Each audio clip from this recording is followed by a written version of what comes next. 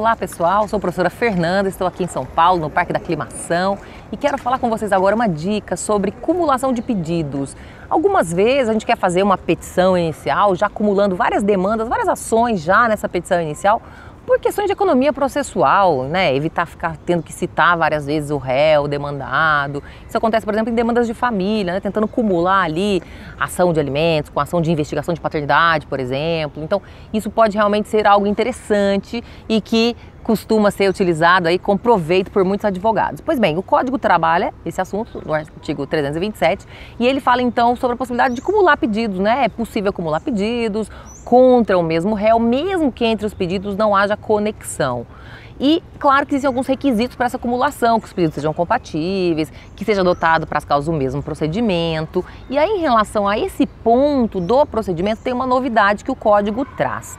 Em algumas circunstâncias do passado havia uma dúvida, por exemplo, se eu quisesse acumular pedidos que tivessem procedimentos diferentes e com técnicas processuais diferentes. Por exemplo, uma reintegração de posse, a gente sabe que ela tem a possibilidade de contar com uma medida liminar, uma medida de concessão desde o início para já proteger o litigante. E uma ação de procedimento comum, de rescisão contratual, por exemplo, não tinha essa técnica, né? Geralmente a gente não utiliza, não existe aí realmente uma liminar específica nesses pedidos. Então, existe uma dúvida em relação ao que fazer. Daria para acumular, mas aí eu teria que perder a liminar prevista para o procedimento específico, que eu não estou adotando. Então, tinha essa dúvida, tinha alguns entendimentos de que sim, de que não, daria para acumular sem prejuízo dessa liminar. Outros diziam que não, tem que fazer duas demandas separadas, enfim, tinha de tudo. O Código tomou partido nessa circunstância.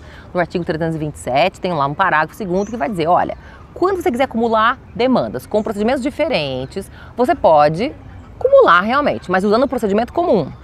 E aí vem a novidade, sem prejuízo das técnicas diferenciadas referentes a alguns dos pedidos, dessa técnica referente a algum dos pedidos, você pode fazer essa acumulação. Então, por exemplo, digamos que a pessoa tenha vendido um carro, tenha aí efetivamente feito esse negócio, a pessoa pagou a primeira parcela, mas parou de pagar aí as restantes. Então, a pessoa quer fazer uma ação de rescisão contratual com um pedido de reintegração de posse para reaver esse carro, afinal de contas teve pagamento total. Ela pode fazer isso e pode pedir a medida liminar dentro deste mesmo processo, portanto, sem prejudicar aí essa ideia da técnica diferenciada que lhe é tão importante, que lhe é tão cara em termos de efetividade, de eficiência do processo.